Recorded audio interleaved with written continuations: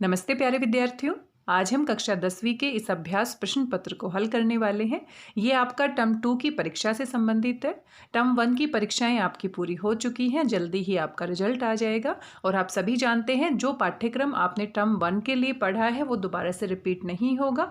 50% weightage आपका term 1 के paper का रहेगा और 50% जो वेटेज है वो आपका टर्म 2 का रहेगा, और दोनों को मिलाकर आपकी जो फाइनल मार्कशीट आएगी वो वहाँ से बनेगी।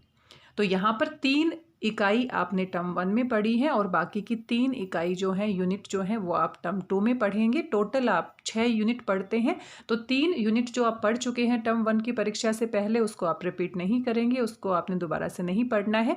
और बाकी की जो आपकी 3 इकाई हैं, इकाई 4, इकाई 5 और इकाई 6, वो आप पढ़ेंगे और उसी से संबंधित ये परीक्षा होने वाली है जो आपकी बिल्कुल आपके सत्र के एंड में होती है, वार्षिक परीक्षा होती है। तो यहाँ पर जो पाठ्यक्रम है तो कुल आप 6 पाठ पढ़ने वाले हैं। जैसा कि आपको पता ही है हर इकाई में लगभग 2 पाठ होते हैं। तो हिरोशिमा कविता आप पढ़ेंगे, मनुष्यता कविता आप पढ़ेंगे, सबसे खतरनाक कविता आप पढ़ेंगे। ये 3 कविताएं आप अपने टर्म 2 के सिलेबस में पढ़ने वाले हैं।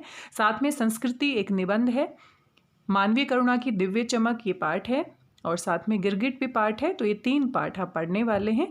और व्याकरण के अंतर्गत उपवाक्य किसे कहते हैं, उनके जो भेद होते हैं उनके बारे में विस्तार से आपसे सवाल पूछे जाएंगे। पद परिचय क्या होता है, संधि के बारे में पूछा जाएगा। रिपोर्टाज या प्रतिवेदन लिखने से संबंधित प्रश्न पूछे जाएंगे।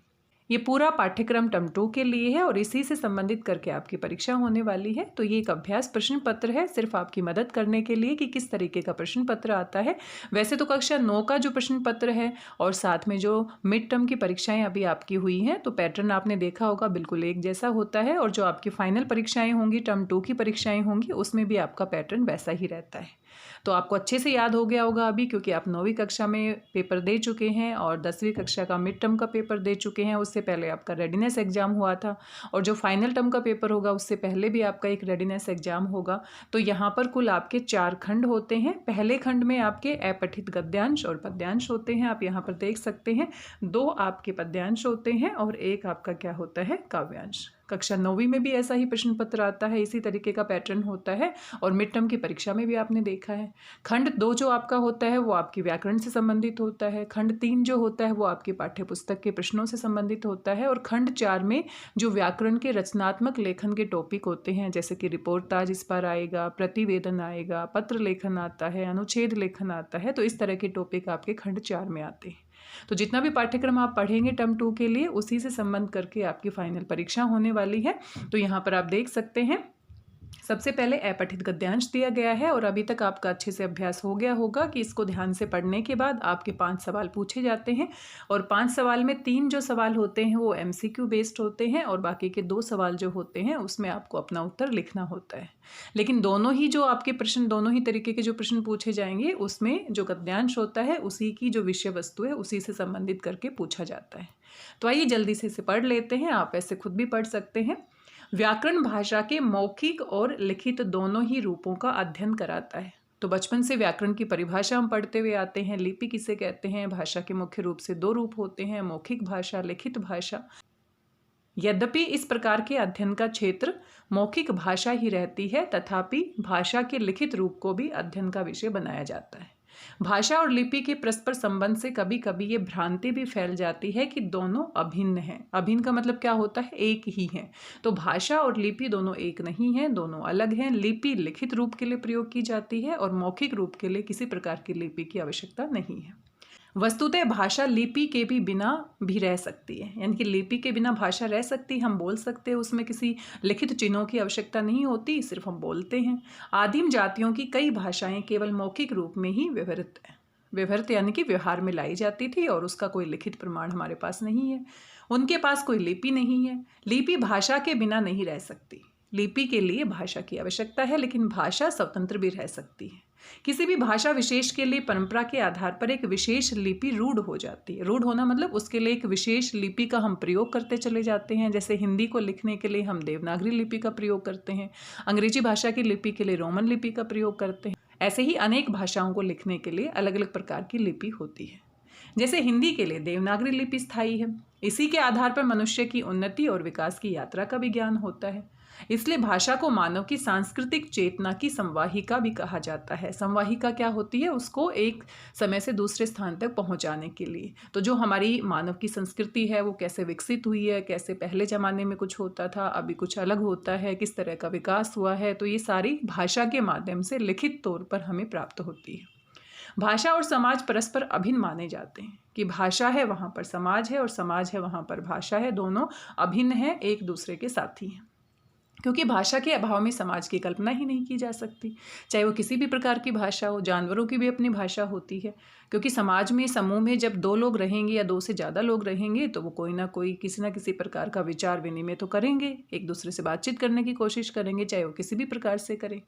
समाज में परस्पर वैचारिक अभिव्यक्ति का साधन भाषा ही होती है। तो अपने विचारों को आदान प्रदान करने के लिए, वैचारिक अभिव्यक्ति के लिए हम किसका प्रयोग करते हैं? भाषा। तो ये सारी जानकारी आपको पहले से भी पता है, आसान सा हम गद्यांश कह सकते हैं। बाकी प्रश्नों को देख लेते हैं। हिंदी भाषा की लिपि को हम किस नाम से जानते हैं? बहुत ही आसान सवाल पूछ लिया है, बचपन से आप याद करते हुए आते हैं। देवनागरी लिपि। हिंदी भाषा की लिपि का नाम क्या है? देवनागरी। मनुष्य की किस चेतना को भाषा की संवाहिका के नाम से जाना जाता है? तो अभी हमने पढ़ा, सांस्कृतिक चेतना जो होती है उसके आधार पर हम भाषा को एक तरह से एक समय से दूसरे समय तक लेकर जाते हैं। संवाहिका का काम करती है। कौन करती है? भाषा। विचारों के आपसी आदान प्रदान के लिए समाज में कौन सा साधन है? तो ये बहुत ही आसान है और भाषा की परिभाषा भी है। विचारों के आदान प्रदान करने के साधन को हम क्या कहते हैं? भाषा। और यहाँ पर 2 प्रश्न आपके पूछे जाते हैं जिसमें आपने अपना उत्तर लिखना है। 30 से 40 शब्दों की शब्द सीमा में आपने ये उत्तर लिखना होता है। भाषा और लिपि के संबंध की वास्तविक स्थिति स्पष्ट कीजिए। तो भाषा और लिपि का जो संबंध है वो अभी हमने पढ़ा कि भाषा स्वतंत्र रह सकती है, मौखिक रूप में भी हो सकती है, लेकिन लिपि जो होती है उसके लिए लिखित भाषा की आवश्यकता होती है। और लिखित जो भाषा है उसके लिए जो लिपि बनाई जाती है, तो लिपि और भाषा का होना अनिवार्य है, लेकिन भाषा के लिए लिपि का होना अनिवार्य नहीं है। तो इस तरह की बातों को आप यहाँ पर लिख सकते हैं। आगे है, लिखित भाषा क्या है? ये मनुष्य के लिए किस तरह उपयोगी है? तो लिखित भाषा क्या है? जब अपने विचारों को हम लिखकर प्रकट करते हैं किसी लिपि की सहायता से, किसी चिन्हों के माध्यम से, तो वो हमारी क्या होती है? लिखित भाषा होती है। और मनुष्य के लिए बहुत उपयोगी है, क्योंकि लिखित भाषा के माध्यम से ही हम अपनी संस्कृति को एक स्थान से दूसरे स्थान पर पहुंचा सकते हैं, अपनी सांस्कृतिक विरासत को हम बचा कर रख सकते हैं, अपने विकास की यात्रा को हम आगे बढ़ा सकते हैं। और कितना कुछ हमारे अतीत में हुआ है और कितना कुछ वर्तमान में हो रहा है उसको हम भविष्य तक पहुंचा सकते हैं। तो बहुत ही उपयोगी है। तो ये सारी बातें आप लिख सकते हैं। यहाँ पर आप देख सकते हैं दूसरा गद्यांश है और आपकी जो फाइनल परीक्षा होने वाली है उसमें भी 2 अपठित गद्यांश आने वाले हैं। आइए इसको भी जल्दी से हम पढ़ लेते हैं।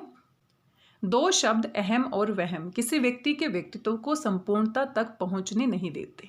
अक्सर देखा जाता है कि विद्वान से विद्वान और सफल व्यक्ति भी इनके शिकार हो जाते हैं। किसी को वहम हो जाता है, भ्रम हो जाता है, और किसी को अहम हो जाता है, और उनकी तमाम योग्यता के बावजूद अंततः उन्हें जीवन में असम्मान ही मिलता है। जबकि सरलता वस्तुतः मनुष्य के जीवन को न केवल बड़े आयाम देती है, वरन व्यक्तित्व को संपूर्णता प्रदान करने में महती भूमिका का निर्वहन करती है। तो थोड़ी सी शुद्ध भाषा है, लेकिन ध्यान से आप पढ़ेंगे। महती का मतलब क्या होता है? महत्वपूर्ण भूमिका निभाती है। क्या? सादगी। और कहा भी गया है, सादा जीवन उच्च विचार। तो हमें कभी अहम नहीं करना चाहिए। अहम का अर्थ क्या होता है? अहंकार। और भ्रम का मतलब क्या होता है? कभी कभी हमें भ्रम हो जाता है कि मैं बहुत बुद्धिमान हूँ, मुझसे अच्छा कोई हो ही नहीं सकता। तो ये 2 चीज़ें हैं, वो विद्वान से विद्वान व्यक्ति की योग्यता को भी क्या कर देती है? नष्ट कर देती है। सरल व्यक्ति आसानी से लोगों के हृदय में अपना स्थान बना लेते हैं, भले ही उनमें कोई अन्य विशेष प्रतिभा न हो, फिर भी उनकी चर्चा अक्सर समारोह में होती रहती है। सरल होना और सरल दिखना। अभी कहता है सरल होना इतना आसान नहीं है। सरल दिखना और सरल होना दोनों अलग अलग बातें हैं। लोग सरल होने का दिखावा तो करते हैं, लेकिन क्या वो वास्तव में सरल है? इस बात को समझने की आवश्यकता है। सरल दिखना तो आसान है, किंतु सरल हो पाना उतना ही कठिन है। सरल बनने में अपने व्यक्तित्व का समग्र परिवर्तन करना पड़ता है। स्वयं को तपाना और समझाना पड़ता है सरल बनने के लिए। स्वयं को तपाना और समझाना पड़ता है। नफरत, ईर्ष्या और प्रतिस्पर्धा का नाश करना पड़ता है। सरल बनने के लिए कौन कौन से गुण होते हैं, ये सभी हम ध्यान रखें, क्योंकि इनसे संबंधित करके प्रश्न पूछे जाएंगे। जब सबके लिए बिना पद, अहमियत, प्रतिष्ठा यानी सम्मान की भावना के साथ वार्तालाप की शुरुआत होती है, तब सरलता का जन्म होता है। तो सरलता कब आती है हमारे अंदर? जब हम अपने पद को भूलकर, अपनी पोजीशन को भूलकर, अपने रुतबे को भूलकर अहमियत, प्रतिष्ठा यानी सम्मान की भावना के साथ हर किसी से बातचीत करते हैं, सभी के साथ सरलता से व्यवहार करते हैं, तभी इसकी शुरुआत मानी जाती है। तब सरलता का जन्म होता है। लगातार इस तरह का आचरण किसी व्यक्ति को सहृदय और सरल बना देता है। फिर उसके व्यक्तित्व में अपनत्व, प्रेम, त्याग, सम्मान की भावना जैसे गुण जन्म ले लेते हैं। तो जो सरल व्यक्ति होता है उसके कौन कौन से गुण होते हैं? उसमें अपनत्व का भाव होता है, प्रेम की भावना होती है, त्याग और सम्मान की भावना होती है। जो आजीवन क्या होता है? जीवन भर उसको बाकी लोगों से अधिक सम्मान दिलाते हैं। तो यहाँ पर सरल व्यक्ति के गुण बताए गए हैं। सरल व्यक्ति कौन बन सकता है, किस तरह से व्यवहार करता है, किस तरह से सरल व्यक्ति बना जा सकता है, ये सारी बातें हमने पढ़ी हैं। किसी भी व्यक्ति के नकारात्मक पक्ष को हम किस रूप में देखते हैं? तो अहम और वहम ये नकारात्मक पक्ष हैं, बाकी सारे तो क्या हैं? सकारात्मक है। लोगों के हृदय में स्थान बनाने वाला व्यक्ति किस प्रकार का होता है? तो लोगों के हृदय में स्थान वही व्यक्ति बना सकता है जो क्या होता है? सरल व्यक्ति होता है, क्योंकि सभी से वो अपने पद और प्रतिष्ठा के बिना क्या करता है? बातचीत करता है। हमें सरल होने के लिए किस प्रकार के दुर्गुणों से अपने को बचाना है? दुर्गुण यानी कि बुरे गुण। तो सरल होने के लिए हमारे पास क्या होना चाहिए? सरल बनने के लिए हमारे पास प्रेम और त्याग होना चाहिए, चिंतन और मंथन होना चाहिए, पद प्रतिष्ठा ठीक है, लेकिन नफरत और ईर्ष्या का भाव नहीं होना चाहिए। तो अपने आप को किससे बचाना है? नफरत और ईर्ष्या से। आपके विचार से सरल बनने के लिए व्यक्ति को क्या क्या करना पड़ता है? तो सरल बनने के लिए अपने अहम को छोड़ना पड़ता है, साथ में क्या करना पड़ता है? लोगों से प्रेम और बिल्कुल समर्पण के साथ बातचीत करनी पड़ती है। सरल दिखना नहीं है बल्कि सरल होना है। तो ये सारे जो गुण बताए गए हैं उनके बारे में आप यहाँ पर लिख सकते हैं।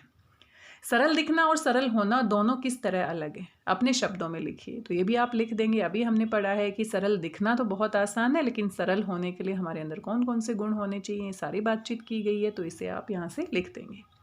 आगे आप देख सकते हैं पहला ही खंड है और यहाँ पर काव्यांश दिया गया है, और काव्यांश आपका अपठित है, तो इसको पढ़कर समझने में थोड़ा समय लगता है, क्योंकि कविता की पंक्तियाँ थोड़ी गहरी होती हैं और इसका छिपा हुआ अर्थ भी होता है। तो इसको एक बार आप पढ़ लीजिए अच्छे से, ताकि जो प्रश्न पूछे जाएंगे उनमें आपकी गलतियाँ ना हो। संकटों से वीर घबराते नहीं, आपदाएं देख छिप जाते नहीं, लग गए जिस काम में पूरा किया, काम करके व्यर्थ पछताते नहीं। तो जो वीर पुरुष हैं उसके बारे में यहाँ बताया गया है कि संकट आने पर, मुसीबत आने पर वीर जो हैं वो घबराते नहीं हैं। आपदाएं क्या होती है? मुसीबतें आने पर छिप जाते नहीं हैं, उनसे भागते नहीं हैं, छिपते नहीं हैं। जिस कार्य को करने में वो लग जाते हैं उसे पूरा करके ही दम लेते हैं, और काम करके व्यर्थ पछताते नहीं। तो ये किसकी विशेषताएं हैं? वीर पुरुषों की। हो सरल अथवा कठिन हो रास्ता, कर्म वीरों को न इससे वास्ता, चले तो अंत तक ही बढ़े चले, कठिन तर गिरि श्रृंग ऊपर चढ़ चले। तो यहाँ पर कुछ ऐसे शब्द आएंगे जिनके मीनिंग में आपको दिक्कत हो सकती है, तो उनके ऊपर थोड़ा सा ध्यान दीजिएगा, उनको कोशिश कीजिए समझने की। तो कहता है कि सरल या कठिन कैसा भी रास्ता हो, लेकिन जो कर्मवीर होते हैं वो इनसे नहीं डरते हैं, इनसे कोई लेना देना नहीं होता, अपने जीवन में आगे बढ़ते चले जाते हैं। चले तो अंत तक ही बढ़े चले, और जब वो अपने मंजिल की तरफ चलते हैं तो अंत तक चलते ही, आगे बढ़ते ही चले जाते हैं। कठिनतर गिरिश्रंग। अब देखो गिरिश्रंग, इनको तोड़कर हम देख सकते हैं। गिरि क्या होता है? पर्वत, और श्रृंग क्या होता है? श्रृंखला। तो जो पर्वत श्रृंखलाएं हैं, पर्वत यहाँ पर किसका प्रतीक है? मुसीबतों का है, दिक्कतों का है। रास्ते में जो मुसीबतें आती हैं, कठिनाइयाँ आती है। कठिनतर, कितने भी कठिनतर गिरिश्रंग यानी कि पर्वत श्रृंखलाएं आ जाए, ऊपर चढ़े चले, फिर भी उनसे डरते नहीं है, हार नहीं मानते, ऊपर चढ़ते चले जाते हैं। तो पर्वत श्रृंखलाएं यहाँ पर किसका प्रतीक है? मुसीबतों का। कठिन पथ को देख मुस्कुराते सदा। तो पथ क्या होता है? रास्ता। कठिन यानी कि कठिन, जो मुश्किलों से भरा हुआ रास्ता होता है, संघर्ष से भरा हुआ रास्ता होता है, उसको देखकर मुस्कुराते हैं, परेशान नहीं होते। संकटों के बीच वे गाते सदा, और गीत गुनगुनाते हुए खुशी के साथ आगे बढ़ते हैं। है असंभव कुछ नहीं उनके लिए, तो उनके लिए कोई भी कार्य असंभव नहीं है, क्योंकि वो कर्मवीर है, कर्म करने में विश्वास करते हैं। सरल संभव कर दिखाते हुए सदा, और कोई भी मुसीबत क्यों ना आ जाए उसको सरलता से संभव करके दिखा देते हैं। ये असंभव कायरों का शब्द है, और जो कहते हैं कि ये असंभव है, ये कार्य तो हो ही नहीं सकता, इम्पॉसिबल है, तो ये कायर लोग ऐसा कहते हैं। कहा था भगत सिंह ने एक दिन, सच बताऊं जिंदगी ही व्यर्थ है, दर्प बिन, उत्साह बिन और शक्ति बिन। तो यहाँ पर भगत सिंह का एक उदाहरण दिया गया है कि भगत सिंह ने एक दिन कहा था कि ये जिंदगी व्यर्थ है अगर हमारे पास दर्प नहीं है। दर्प आप यहाँ पर कह सकते हैं अहम की भावना, और ये सकारात्मक गर्व की भावना आप कह सकते हैं। उत्साह होना चाहिए हमारे अंदर, और शक्ति होनी चाहिए। तो इसके बिना हमारी ज़िंदगी क्या है, व्यर्थ है। तो जब भी हम कोई काम करते हैं, चाहे वो मुश्किल ही क्यों ना हो, लेकिन हमें हिम्मत नहीं हारनी चाहिए। तो यहाँ पर कर्मवीर और वीर पुरुषों के बारे में बताया गया है। वीर पुरुषों की पहचान क्या है? तो वीर पुरुष क्या करते हैं? संकटों से घबराते नहीं हैं, कठिनाइयां देखकर पीछे नहीं हटते, कार्य को बिना पछताए अवश्य पूर्ण करते हैं। तो सभी बातें हैं, यानी कि चौथा विकल्प सबसे सही है। जिंदगी कब व्यर्थ हो जाती है? तो जिंदगी कब व्यर्थ हो जाती है? जब रास्ता कठिन हो, जब मुसीबतें समाप्त न हो, जब दर्प, शक्ति और उत्साह न हो। तो भगत सिंह ने कहा था, जब हमारे पास दर्प यानी कि गर्व करने के लिए कुछ ना हो, शक्ति ना हो, उत्साह ना हो, तो हमारी जिंदगी क्या हो जाती है? व्यर्थ हो जाती है। तो सबसे सही विकल्प कौन सा है? सी है। असंभव कुछ नहीं उनके लिए। तो ये पंक्ति हमारी अभी हमने काव्यांश में पढ़ी है। पंक्ति का आशय है, वे सरल कार्यों का ही चुनाव करते हैं, वे कठिनाइयों व संकटों से घबराते नहीं, वे कार्यों को सरल संभव बना देते हैं, वे असंभव कार्यों का शब्द मानते हैं। तो है असंभव कुछ नहीं उनके लिए कोई भी कार्य असंभव नहीं है। तो क्या है? वे सरल कार्यों का ही चुनाव करते हैं, ऐसा बिल्कुल भी नहीं है। वे कठिनाइयों व संकटों से घबराते नहीं है, बिल्कुल सही है। वे कार्यों को सरल संभव बना देते हैं, तो उनके लिए कुछ भी असंभव नहीं है, वे कार्यों को सरल और संभव बना देते हैं। वे असंभव कार्यों का शब्द मानते हैं, तो उनके लिए असंभव कुछ नहीं, यानी कि वे कार्यों को सरल और संभव बना देते हैं। असंभव उनके लिए कुछ भी नहीं है। सबसे बेस्ट कौन सा है? सी है। यहाँ पर और यहाँ पर थोड़ा कन्फ्यूजन हो सकता है, लेकिन ध्यान से आप देखेंगे तो सबसे बेस्ट के साथ आपको जाना है। संकट आने पर वीर व्यक्ति कैसा व्यवहार करते हैं, और 30 से 40 शब्दों में आपने इसका उत्तर देना है। तो संकट आने पर जो वीर व्यक्ति होता है वो घबराता नहीं है, बल्कि हर असंभव कार्य को संभव करके दिखाता है, पीछे नहीं हटता है। तो ये सारी बातें जो आपने पढ़ी हैं वो आपने यहाँ पर लिखनी है। आगे आप यहाँ पर खंड 2 देख सकते हैं, जो व्याकरण से संबंधित है, और यहाँ पर व्याकरण से संबंधित प्रश्न पूछे गए हैं। तो प्रश्न संख्या 16 आप देख सकते हैं, निराशा का सही संधि विच्छेद। तो संधि किसे कहते हैं? संधि के कितने भेद होते हैं? स्वर संधि के कितने भेद होते हैं? तो स्वर संधि के जो 5 भेद होते हैं वो भी आपने अच्छे से तैयार करने हैं। संधि से 2 से 3 सवाल आपके पूछे जाएंगे, साथ में परिभाषा भी पूछ ली जाती है, तो परिभाषाएं भी आपको ध्यान से पढ़नी है। निराशा का सही संधि विच्छेद क्या होगा? तो निराशा कैसे बनेगी? निर और निर में आपका हलंत लगेगा, और आशा, निर और आशा। तो ये आपका क्या है? निर और आशा क्या बन जाएगा? निराशा। तो यहाँ पर आपका कौन सा सबसे सही विकल्प है? बी विकल्प सबसे सही है। और ये आपकी क्या है? व्यंजन संधि। यहाँ पर र व्यंजन है और यहाँ पर आ आपका स्वर है, तो एक तरफ व्यंजन और दूसरी तरफ व्यंजन या स्वर होता है, तो वहाँ पर जो विकार उत्पन्न होता है उसको हम क्या कहते हैं? व्यंजन संधि। आगे है, तन्मय में प्रयुक्त संधि का क्या नाम है? तो तन्मय जो है इसको भी आप तोड़कर देखिए, ये क्या बनेगा? तन और मैं। तो ये बिल्कुल ही गलत है, क्योंकि हम सीधा तोड़ देते हैं और संधि के कुछ नियम होते हैं। तो न, यहाँ पर आधा न हो तो बच्चे क्या सोचते हैं कि न को ही हम हलंत लगा देते हैं, और ये सही है, ये बिल्कुल ही गलत है। तो तन्मय जो होता है वो कैसे बनता है? इसमें नियम लगता है, इसमें तत् और मैं, तत् में, और ये जो त है ये परिवर्तन विकार जो होगा तो ये न में परिवर्तित हो जाएगा, और इस तरीके से व्यंजन संधि का यहाँ पर नियम लगता है। तो ये क्या हो गया? तन में। और ये जो त वर्ग है, त वर्ग का जो पंचम अक्षर है, त थ द ध न, तो न में ये परिवर्तित हो जाता है त, और ये नियम के हिसाब से लगता है। तो ये आपका क्या है? ये व्यंजन संधि का उदाहरण है, क्योंकि त यहाँ पर व्यंजन है और ये म भी आपका क्या है? व्यंजन। निम्न वाक्य में रेखांकित उपवाक्य है। तो उपवाक्य किसे कहते हैं और उसके कितने भेद होते हैं, ये भी आपने ध्यान से पढ़ना है, क्योंकि यहाँ से भी 2-3 सवाल पूछे जाते हैं। निम्न वाक्य में रेखांकित उपवाक्य है, उस चित्र को उठाओ जो हुसैन का बनाया हुआ है। उपवाक्य किसे कहते हैं? कभी कभी हम देखते हैं कि एक वाक्य जो होता है उसमें अनेक छोटे छोटे वाक्य होते हैं, और उन छोटे वाक्यों को हम क्या कहते हैं? उपवाक्य कहते हैं। और यहाँ पर एक या एक से अधिक उपवाक्य हो सकते हैं। एक प्रधान उपवाक्य होता है। इस तरह के वाक्यों में जहाँ एक से अधिक उपवाक्य होते हैं तो एक प्रधान उपवाक्य होता है, और बाकी जो शेष उपवाक्य होते हैं वो उसके ऊपर आश्रित होते हैं।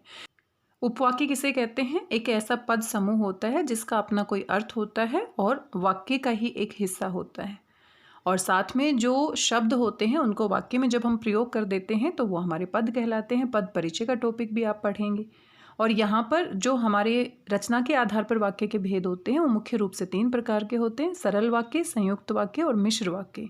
तो मिश्र वाक्य में ही हमारे उपवाक्य के भेद होते हैं। मिश्र वाक्य में एक प्रधान उपवाक्य होगा और जो आश्रित उपवाक्य हैं उसके आगे चलकर 3 और भेद होंगे, और वो 3 भेद आपके पाठ्यक्रम में शामिल किए गए हैं, संज्ञा उपवाक्य, विशेषण उपवाक्य और साथ में क्रिया विशेषण उपवाक्य। तो अगर आप ये पहचान कर लेते हैं कि ये मिश्र वाक्य हैं, तो मिश्र वाक्य में ही आपको संज्ञा उपवाक्य देखने को मिलेंगे, या फिर आपका विशेषण उपवाक्य, या फिर आपका क्रिया विशेषण उपवाक्य। संज्ञा उपवाक्य में एक आश्रित उपवाक्य होता है जो संज्ञा पद के स्थान पर प्रयोग किया जाता है, यानी संज्ञा के विस्तार के बारे में बताता है। इस तरह के उपवाक्य को हम संज्ञा उपवाक्य कहते हैं। इसमें ज़्यादातर क्या होता है, कोई व्यक्ति कोई बात कहता है, जैसे सुबोध ने पहले ही बता दिया था कि उसके पिताजी आने वाले, बता दिया था कि, और क्या बताया, उसके पिताजी आने वाले हैं, तो उसके पिताजी आने वाले हैं, ये क्या है, संज्ञा उपवाक्य। तो ज़्यादातर 99% इसमें क्या होता है, कोई बात कही जाती है और जो बात कही जाती है वो आगे वाले उपवाक्य में आती है, जो क्या होता है, संज्ञा उपवाक्य। लेकिन यहाँ पर अपवाद भी हो सकता है, कुछ ऐसे वाक्य होते हैं जिसमें अलग तरीके से भी लिखा हो सकता है। विशेषण उपवाक्य में जो हमारा प्रधान उपवाक्य है, पहले हमें पहचान करनी है प्रधान उपवाक्य क्या है। उसमें किसी व्यक्ति, वस्तु या स्थान के बारे में विशेषता बताई जाती है, और जो विशेषता बताई जाती है वो दूसरे उपवाक्य में बताई जाती है। जैसे ये वही कलम है जो मुझे उपहार में मिली थी, तो मुझे उपहार में मिली थी, तो उपहार के बारे में बात की जा रही है, और वो क्या है, ये वही कलम है। तो इस तरीके से यहाँ पर विशेषता बताई जाती है किसी व्यक्ति या वस्तु या फिर स्थान की। और क्रिया विशेषण में कि जो प्रधान उपवाक्य है उसमें कोई काम हो रहा है और उस काम की विशेषता अगले उपवाक्य में बताई जाती है, वो हमारा क्या होता है, क्रिया विशेषण उपवाक्य। तो यहाँ पर हम प्रश्न पत्र के बारे में बातचीत कर रहे हैं, तो विस्तार से मैं आपको ये पूरा नहीं समझा सकती। इस टॉपिक को आप अच्छे से समझ लीजिएगा, और समझने के बाद जो मैं बात कर रही हूँ वो आप समझ जाएंगे कि किस हिसाब से मैं बात कर रही हूँ, क्योंकि एक बार टॉपिक आप पढ़ लेंगे, समझ लेंगे, तो फिर इसको समझना और मेरी बातों को रिलेट करना आपके लिए आसान रहेगा। यहाँ पर एक वाक्य दिया गया है, उस चित्र को उठाओ जो हुसैन का बनाया हुआ है। तो उस चित्र को उठाओ, चित्र की बात की जा रही है, किसी व्यक्ति, वस्तु, स्थान। तो यहाँ पर हम जिसकी बात कर रहे होते हैं उसकी विशेषता दूसरे उपवाक्य में बताई जाती है। तो चित्र की विशेषता है, चित्र क्या है, संज्ञा है, और यहाँ पर हुसैन का बनाया हुआ है, तो विशेषता क्या है कि भाई ऐसा वैसा चित्र नहीं है, उस चित्र की बात कर रहे हैं जो हुसैन का बनाया हुआ है। तो यहाँ पर हिंट के तौर पर, वैसे तो 100% नहीं है, हिंट के तौर पर जो, जिसे, जिनका, जिन्हें, इस तरह के शब्दों का प्रयोग करके हम जो उपवाक्य जोड़ते हैं तो वो ज़्यादातर किस में आता है, विशेषण उपवाक्य में। तो जो हुसैन का बनाया हुआ है उस चित्र की विशेषता बताई जा रही है, तो ये हमारा क्या है, जो दूसरा हमारा उपवाक्य है जिसकी विशेषता यहाँ पर बताई जा रही है, वो हमारा क्या है, विशेषण उपवाक्य। निम्न में से किस वाक्य में समुच्चय बोधक अव्यय शब्द का प्रयोग हुआ है। तो समुच्चय बोधक का मतलब क्या होता है, जोड़ने वाले। जैसे कि हम तथा का प्रयोग करते हैं, या फिर हम की का प्रयोग करते हैं, या फिर हम और का प्रयोग करते हैं, या फिर हम एवं का प्रयोग करते हैं, इस तरह के, या फिर सिर्फ या का प्रयोग करते हैं। तो इस तरह के जो शब्द होते हैं, अव्यय शब्द होते हैं, उन्हें हम क्या कहते हैं, समुच्चय बोधक, जो दो शब्दों या दो वाक्यों को जोड़ने का काम करता है। तो यहाँ पर हमें देखना है कि भी कौन से वाक्य में इस शब्द का प्रयोग हुआ है। यहाँ पर हमें देखना है कि कौन से वाक्य में समुच्चय बोधक अव्यय शब्द का प्रयोग हुआ है। ये पानी तो तेज बह रहा है, तो ये तो साधारण सरल वाक्य है। मोहन और सोहन घनिष्ठ मित्र हैं, तो देखो, और मोहन और सोहन दो शब्दों को जोड़ने के लिए और का प्रयोग किया है। जल के बिना जीवन संभव नहीं है, ये भी सरल वाक्य है। जी हाँ, मैं जरूर आऊँगा, तो सबसे सही विकल्प कौन सा है, बी। समुच्चय बोधक अव्यय शब्द कहाँ पर है, मोहन और सोहन, और यहाँ पर क्या है, समुच्चय बोधक शब्द जो दो शब्दों को जोड़ने का काम कर रहा है। अब यहाँ पर पद परिचय से संबंधित प्रश्नों को देख सकते हैं। पद परिचय ये पूरा विस्तार से पढ़ने वाला टॉपिक है, जब आप पढ़ लेंगे तो आराम से समझ जाएंगे कि यहाँ से कैसे सवाल पूछे जा रहे हैं। तो यहाँ पर एक वाक्य दिया गया है, सरिता मेरी बहन है, और सरिता को रेखांकित किया गया है, अंडरलाइन किया गया है। तो सरिता के बारे में व्याकरण की दृष्टि से आपने उसका परिचय देना है। जैसे मान लीजिए आप अपने परिवार के सदस्य हैं, तो परिवार में आप किसी के बेटे हैं, किसी के भाई हैं, किसी के दोस्त हो सकते हैं आप परिवार से बाहर, या फिर आप स्कूल में एक विद्यार्थी हो सकते हैं। तो अलग अलग जगह पर हमारा अलग अलग संदर्भ में एक परिचय होता है। तो व्याकरण में संज्ञा, सर्वनाम, विशेषण, क्रिया, एकवचन, बहुवचन, ये सारी चीज़ें हम पढ़ते हैं। तो शब्द का भी अपना परिचय होता है, और वो परिचय हम वाक्य में प्रयोग के हिसाब से देते हैं। तो सरिता अगर हम देखें तो किसी का नाम है, और नाम यानी कि संज्ञा हो गया, और संज्ञा भी 3 प्रकार की होती है। सरिता कोई विशेष नाम है, अगर लड़की होता तो जातिवाचक संज्ञा हो जाता है, लेकिन यहाँ पर सरिता है तो ये क्या है, आपका व्यक्तिवाचक। तो यानी कि व्यक्तिवाचक संज्ञा और व्यक्तिवाचक संज्ञा, ये दोनों ऑप्शन तो हमारे क्या हो जाते हैं, गलत हो जाते हैं। अब सरिता क्या है, किसी एक व्यक्ति की बात हो रही है तो एक वचन, और यहाँ पर बहुवचन है। और बहुवचन आते ही चौथा विकल्प भी गलत हो जाएगा। तो आगे हमें देखने की जरूरत ही नहीं है, एमसीक्यू में ये फायदा हो जाता है कि ये आपका है। और वैसे भी लड़की का नाम है, स्त्रीलिंग हो गया। और सरिता मेरी बहन है, सरिता की बात हो रही है, जिसकी बात हो रही है तो वो क्या है, कर्ता कारक है। चंद्रोदय शब्द का संधि विच्छेद करें एवं कारण सहित संधि का नाम बताएं। तो देखो संधि को विस्तार से हमें पढ़ना है, परिभाषाएं और स्पष्टीकरण भी पूछ लिया गया है। तो चंद्रोदय पहले तो आप पढ़ लीजिए, समझ लीजिए, इसको देखिए, चंद्र और उदय। अब चंद्र और उदय, चंद्र में आप देखेंगे र और र पूरा है तो उसमें अ हम ले लेते हैं, र लास्ट में अ और यहाँ पर उ, और अ और उ दोनों मिलकर किसकी मात्रा बना रहे हैं, ओ की मात्रा। और नियम के हिसाब से, क्योंकि आप अच्छे से परिभाषाएं पढ़ लीजिएगा, नियम पढ़ लीजिएगा, तो ये क्या है, गुण स्वर संधि। गुण स्वर संधि का उदाहरण है। तो अब देखो क्या क्या पूछा है, उसके हिसाब से हम बात करते हैं। चंद्रोदय शब्द का संधि विच्छेद करें, हमने कर दिया, चंद्र और उदय। कारण सहित संधि का नाम बताइए। तो फिर आप कारण में क्या लिख सकते हैं कि यहाँ पर जो पहला हमारा शब्द है उसमें अ, और जो दूसरा शब्द है उसके आगे उ, और ये दोनों जो स्वर हैं दोनों मिलकर किसकी मात्रा में परिवर्तित हो जाएंगे, ओ की मात्रा में। और ये नियम के हिसाब से कौन सा नियम है, गुण स्वर संधि का नियम है। और स्वर संधि में क्या होता है, स्वर संधि में यहाँ पर भी आपका स्वर होता है और दूसरी तरफ भी स्वर होता है, और स्वर मिलकर एक नया परिवर्तन करते हैं। तो इस तरीके से आप यहाँ पर विस्तार से लिख सकते हैं। आगे देखो कितना विस्तार से पूछ लिया है। तो संधि किसे कहते हैं, परिभाषाएं, उदाहरण अच्छे से आपको पढ़ना है। दीर्घ संधि और यण संधि में उदाहरण सहित अंतर स्पष्ट करें। तो दीर्घ संधि पहले आप लिख लीजिए और साथ में फिर यण संधि आप लिख लीजिए, और फिर उन दोनों के नियम लिखकर एक एक उदाहरण दे दीजिए। दीर्घ स्वर संधि में क्या होता है कि दीर्घ स्वर में परिवर्तन हो जाता है। जैसे मान लीजिए एक तरफ आपका अ और दूसरी तरफ भी अ, या फिर इधर आ भी हो सकता है आपका, और इधर भी आ हो सकता है। तो कोई भी आ सकता है, आ और आ भी आ सकते हैं, अ और आ भी आ सकते हैं, अ और अ भी हो सकते हैं। लेकिन परिवर्तन किस में होगा, आ की मात्रा में। परिवर्तन किस में होगा, आ की मात्रा में। जैसे परम एक तरफ आ गया और आत्मा। तो यहां पर म में अ मिला है, अ और आ दोनों मिलके परमात्मा। म में अ मिला है और आ, म का अ और आ मिलकर क्या बन जाएगा, परमात्मा। तो आ की मात्रा यहाँ पर परिवर्तन के बाद क्या होगा, आ की मात्रा, ये पहला नियम है।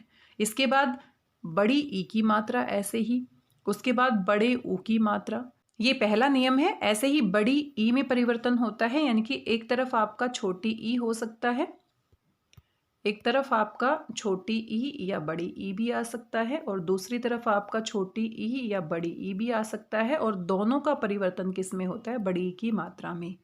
तो ये इसका दूसरा नियम होता है। जैसे आप उदाहरण ले सकते हैं, और उदाहरण में आप कह सकते हैं परी और इक्षा, परीक्षा।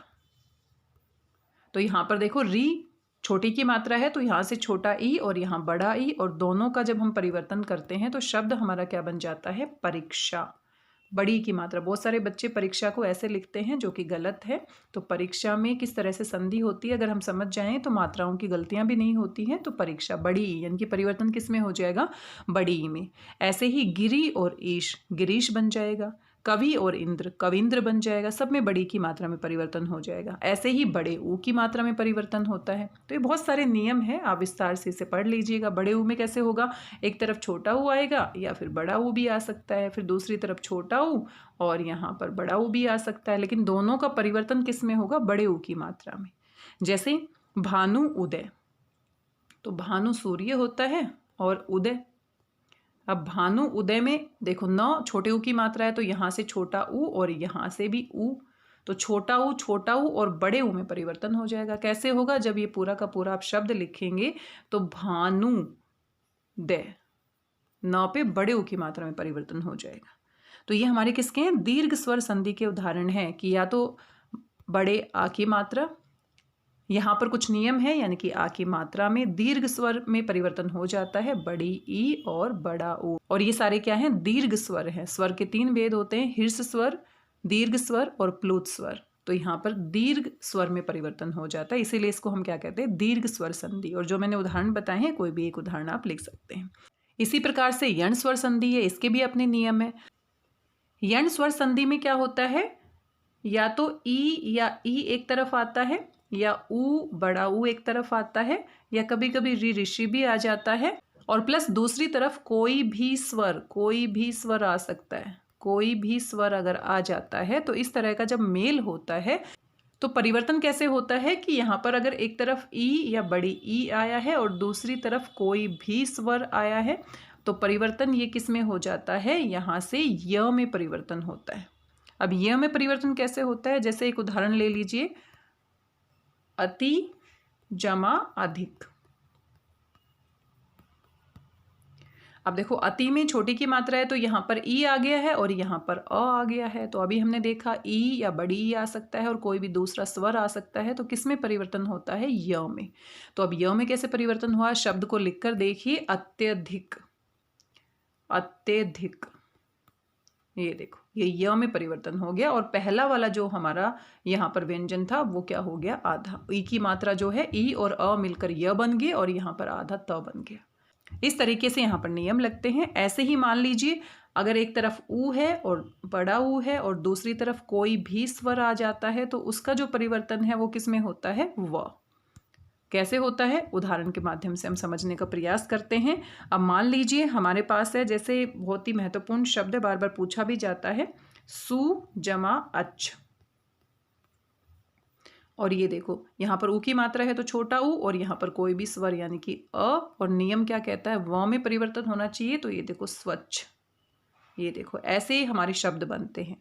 तो यहाँ पर स्वच्छ यानी कि ये देखो ऊ जो था हटा दिया तो आधा स रह गया यहाँ पर, और ऊ और अ मिलकर हमारा क्या बन गया, व। तो व आ गया और पीछे का च और छ, तो स्वच्छ। ऐसे ही अगर मान लीजिए कहीं पर री ऋषि आता है और री ऋषि मान लीजिए हमारा आ गया और दूसरी तरफ कोई भी स्वर आता है तो उसका जो परिवर्तन है वो किस में होता है, र। उसका परिवर्तन कैसे होता है, र। परीक्षाओं में ये शब्द बार बार पूछा जाता है, जैसे मातृ, री ऋषि की मात्रा है, और उपदेश। तो यहाँ पर आप देखिए मातृ री ऋषि की मात्रा है तो यानी कि ये री ऋषि है, और यहाँ पर कोई भी स्वर आ गया, ऊ आ गया, तो यहाँ पर परिवर्तन किस में होता है, र। तो र में परिवर्तन कैसे हुआ उसको आप देखिए, र में परिवर्तन कैसे हो जाएगा आपका। तो ये जो हमारा शब्द है ये क्या बनता है, मातृपदेश।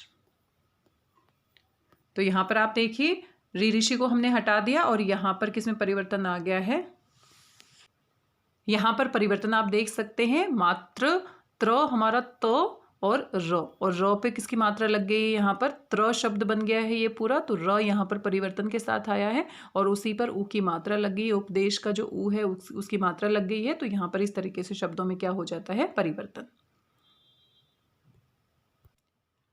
इस प्रकार से मैंने थोड़ा सा बातचीत करने का प्रयास किया है। तो यहाँ पर दीर्घ संधि किसे कहते हैं उसका एक या दो नियम आप यहाँ पर लिख सकते हैं, यण संधि किसे कहते हैं, और एक एक शब्द यहाँ पर उदाहरण के रूप में लिख देंगे तो ये पूरा उत्तर आपका स्पष्ट हो जाएगा। और इस तरह के प्रश्नों को देखने के बाद आपको अंदाजा लग गया होगा कि सीधे सीधे परिभाषाएं भी पूछ ली जाती हैं, बहुत ही गहराई से भी प्रश्न पूछे जाते हैं। जो आपके टॉपिक दिए गए हैं, संधि वाला जो टॉपिक है उसको विस्तार से आपने पढ़ना है, उपवाक्य वाला, पद परिचय वाला, तो ये 3 टॉपिक हैं आपके मुख्य रूप से। तो इनको ध्यान से पढ़ लेंगे तो जो आपके व्याकरण से संबंधित प्रश्न है वो गलत नहीं होंगे। तो यहाँ पर आप देखिए, बड़ा हुआ तो क्या हुआ, जैसे पेड़ खजूर, पंथी को छाया नहीं फल लागे अति दूर। तो बहुत सारे बच्चे कंफ्यूज हो जाते हैं कि पंथी का मतलब क्या होता है। तो ये यहाँ दोहे के रूप में, मतलब कविता की पंक्ति में या दोहे में या किसी वाक्य में इस तरीके से पूरा इन्होंने दे दिया है। और फिर कहता है उपयुक्त दोहे में रेखांकित पद का, यानी कि पंथी जो है उसको अंडरलाइन किया गया है, उसका पद परिचय लिखिए। तो पंथी जो है वो अगर उसका मतलब ही नहीं पता होगा तो हमें कन्फ्यूजन हो सकता है। तो यहाँ देखो बहुत गहराई में पूछ लिया गया है ये सवाल।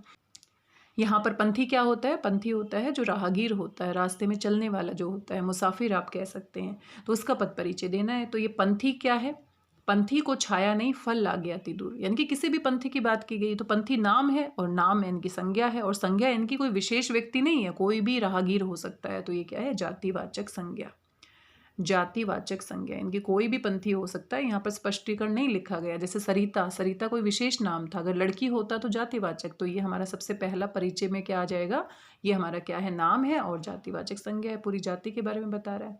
और साथ में पंथी को छाया नहीं, यानी कि एक वचन, एक पंथी की बात हो रही है। सिर्फ हम इस दोहे की बात करेंगे, एक वचन में प्रयोग किया गया है, पंथी को छाया नहीं। साथ में जो पंथी है वो आपका क्या है, ये पुल्लिंग के बारे में जानकारी दे रहा है। तो ये हमारा क्या हो जाएगा, पुल्लिंग हो जाएगा। तो इस तरीके से आप क्या कर सकते हैं, यहाँ पर पद परिचय दे सकते हैं। इस प्रकार से पंथी शब्द का पद परिचय आप दे सकते हैं।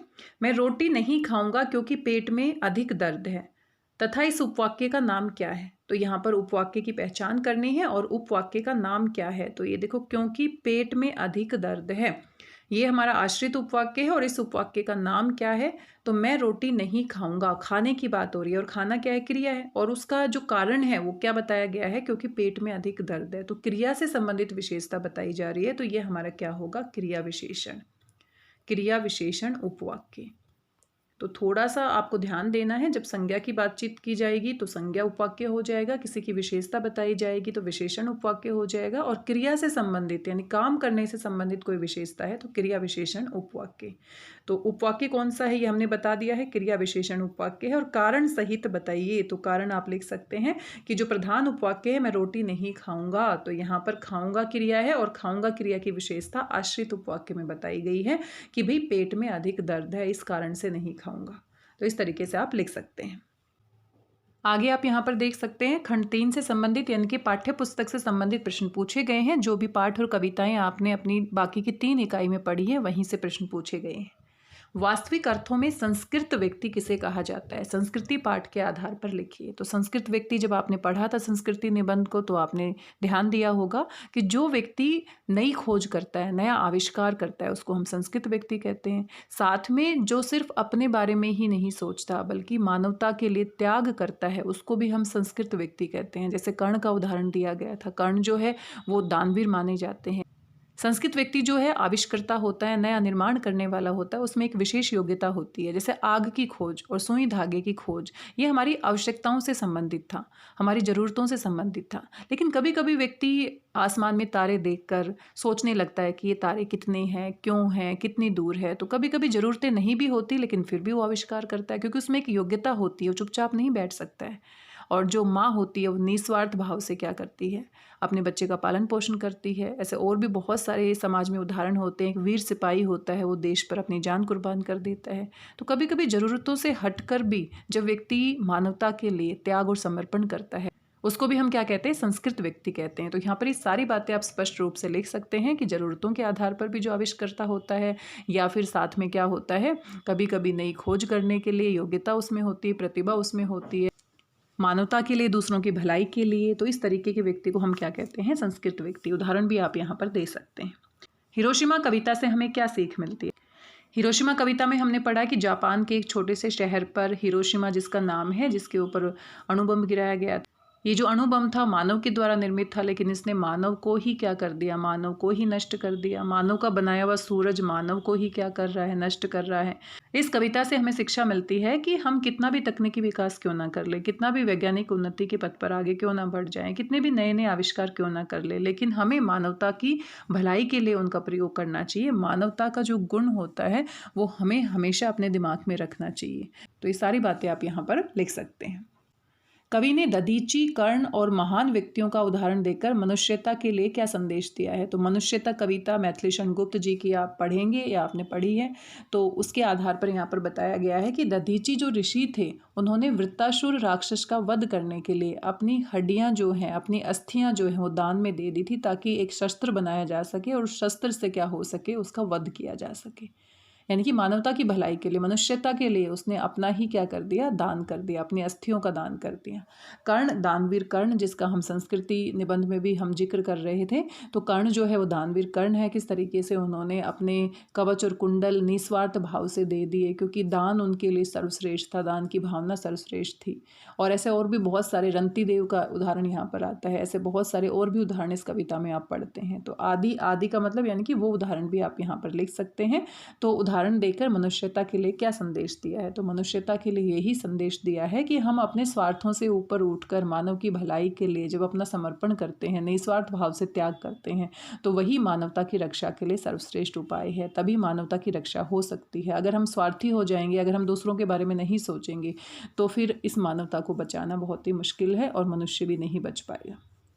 फादर बुल्के संकल्प के सन्यासी थे, मन के सन्यासी नहीं। इस कथन के आधार पर स्पष्ट कीजिए। मानवीय करुणा की दिव्य चमक पाठ के आधार पर ये सवाल पूछा गया है। तो फादर बुल्के जी के बारे में विस्तार से हमने वहाँ पर पढ़ा है कि वो संकल्प से सन्यासी थे, मन से नहीं।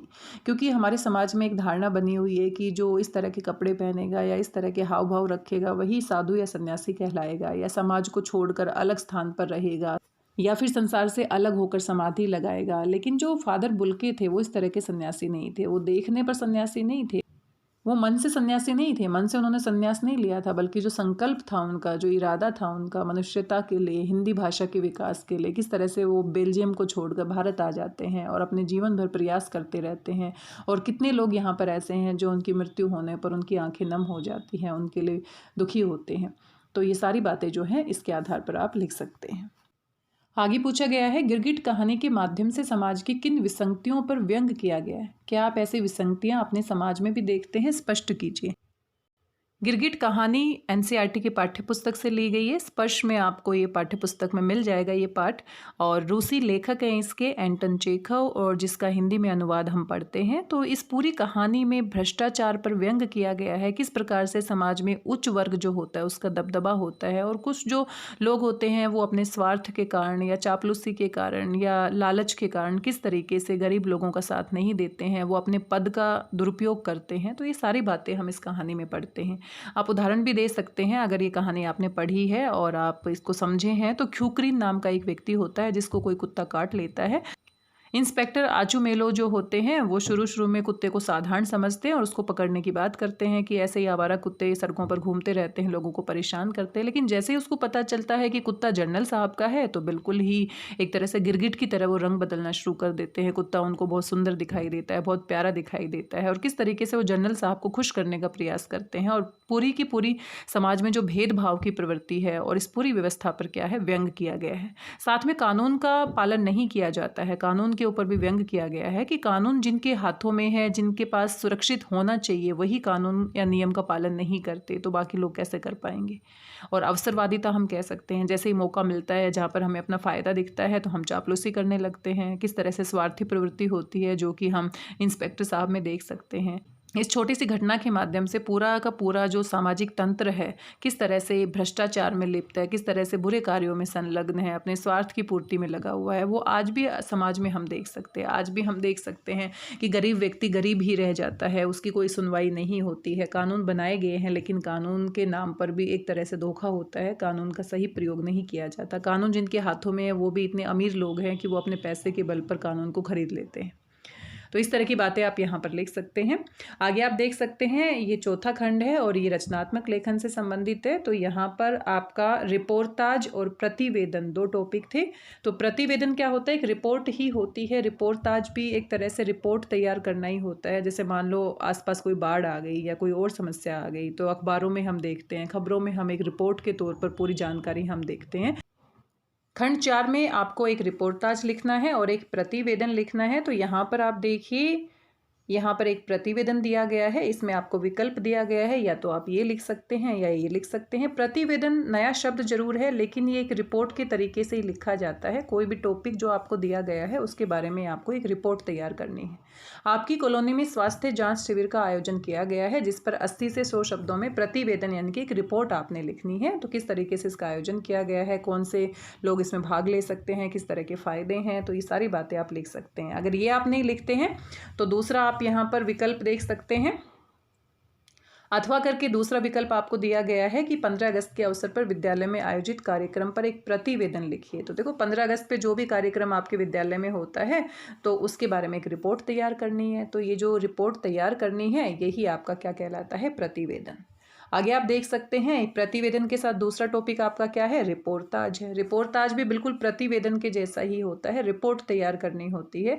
तो विद्यालय में आयोजित किए जाने वाले वार्षिक समारोह, तो एनुअल डे जो आपका होता है उसकी क्या क्या विशेषताएं रही है उसके बारे में आपने एक रिपोर्ट लिखनी है, रिपोर्टाज लिखना है। तो ये शब्द अलग अलग हैं, इसमें ज़्यादा परेशान होने की ज़रूरत नहीं है। आप यहाँ पर दिनांक डाल के, हेडिंग डाल के और पूरा का पूरा आप अपनी रिपोर्ट लिख सकते हैं। ये आप नहीं लिखते हैं तो विकल्प यहाँ पर दिया गया है। आपकी कॉलोनी में लगने वाले किसी भी मेले या त्यौहार के बारे में, किसी भी एक त्यौहार के बारे में आप यहाँ पर हेडिंग डाल देंगे, दिनांक लिख देंगे किस दिनांक को ये हुआ है, और पूरा का पूरा अनुच्छेद के तरीके से आपने एक रिपोर्ट लिखनी है, क्या क्या वहाँ पर हुआ, क्या क्या आपने देखा। तो इस तरीके से ये 2 शब्द हैं, ये नए जरूर हैं लेकिन इसमें आपको परेशान नहीं होना। प्रतिवेदन और रिपोर्टाज, इसमें एक अनुच्छेद के तरीके से आपने लिखना है, शीर्षक भी आपने डालना है और दिनांक भी लिखना है। आज की इस वीडियो में हमने ये पूरा प्रश्न पत्र हल करने का प्रयास किया है। मैंने अपने हिसाब से पूरी जानकारी आप तक पहुंचाने का प्रयास किया है। आपको जानकारी कैसी लगी मुझे अवश्य बताइएगा, और इस तरीके से आप तैयारी कर सकते हैं। ऐसा ही प्रारूप, ऐसा ही पैटर्न आपके पेपर का होने वाला है। एक बार पूरा सिलेबस आप पढ़ लेंगे तो ये सारी बातचीत आप उसको लिंक करके देख सकते हैं। ग्रामर के जो टॉपिक है उनको बहुत डिटेल में सवाल पूछे गए हैं तो बहुत विस्तार से आपने पढ़ना है, परिभाषाएँ भी याद करनी है। और आपने देखा होगा मिड टर्म में भी परिभाषाओं के ऊपर बहुत ही फोकस रहा है। 9th की जो परीक्षा आपने दी है वहाँ पर भी ग्रामर से सीधे परिभाषाएं पूछ ली जाती है। मुहावरे किसे कहते हैं, लोकोक्तियाँ किसे कहते हैं, यहाँ पर पूछ लिया गया है कि यण संधि जो है उसका उदाहरण के साथ अंतर बताइए दीर्घ संधि के साथ। तो इस तरीके से बहुत विस्तार से ग्रामर यहाँ पूछ ली गई है। तो ग्रामर पे थोड़ा सा आप फोकस करेंगे तो कोई भी प्रश्न का उत्तर आप गलत नहीं करेंगे। आज के लिए बस इतना ही। मिलते हैं किसी नई जानकारी के साथ। तब तक स्वस्थ रहिए, व्यस्त रहिए, मस्त रहिए और खुश होकर अभ्यास करते रहिए। आपकी परीक्षाओं के लिए बहुत बहुत शुभकामनाएं। धन्यवाद, बहुत बहुत धन्यवाद।